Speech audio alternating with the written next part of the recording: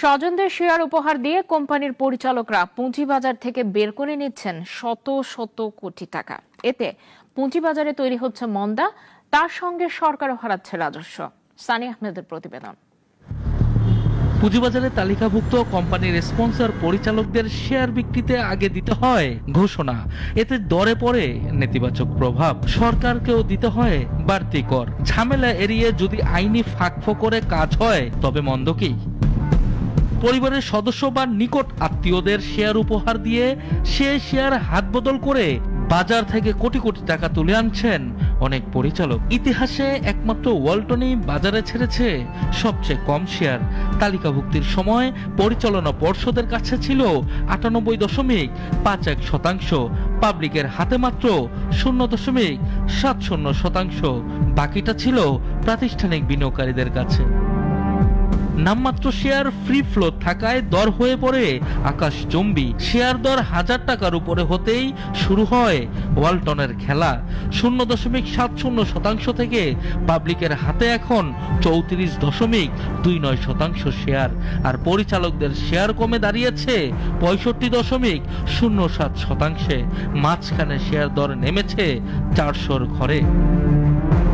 কিভাবে ঘোষণা ছাড়াই ওয়ালটনের এত বিপুল স্পন্সর শেয়ার পাবলিকের হাতে চলে গেল? বিনিয়োগকারীদের এসব প্রশ্নের উত্তরে পাওয়া গেল পরিচালকরা স্ত্রী সন্তানদের উপহার দিয়ে বাড়িয়েছেন ফ্রি ফ্লোট শেয়ার। একই কায়দা নিয়েছেন রানার অটোমোবাইলস পিএলসির পরিচালক মোজাম্মেল হোসাইন। ছেলে মেয়েকে উপহার দিচ্ছেন কোম্পানির মোট শেয়ারের 3%।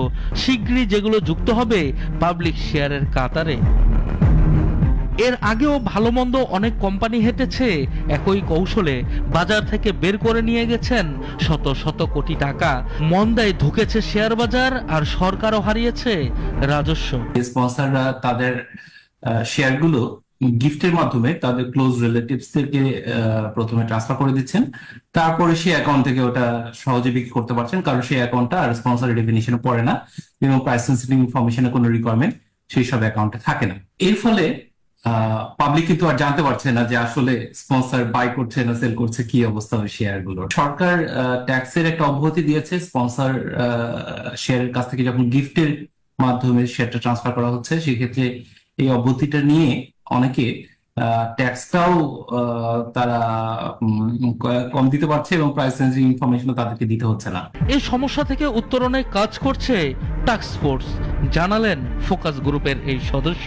এটা থেকে উত্তরণের জন্য আমরা ক্যাপিটাল মার্কেট টাস্ক ফোর্স থেকে একটা প্রস্তাবনা দিয়েছি যে স্পন্সরের ডেফিনিশন পাবলিক ইস্যু রুলসে যেটা আছে সেটাকে একটু সংশোধন করা এবং সেখানে পরিবর্তন করে আমরা বলেছি যে যদি কোনো গিফটের মাধ্যমে তার কোনো শেয়ার প্রদান করা হয়ে থাকে অথবা যদি কেউ মারা গিয়ে থাকে এবং তাদের উত্তরাধিকারীদের কাছে যে শেয়ারগুলো হস্তান্তরিত হয় সেটিও যেন স্পন্সরের ডেফিনিশনের মধ্যে থাকে।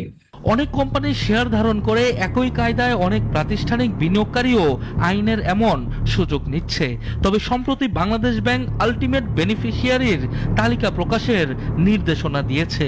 শেয়ার বাজারের ক্ষেত্রেও নিয়ন্ত্রণ সংস্থার এমন নির্দেশনা আসা জরুরি, এমনটাই মনে করেন সংশ্লিষ্টরা। সানি আহমেদ, নাগরিক, ঢাকা।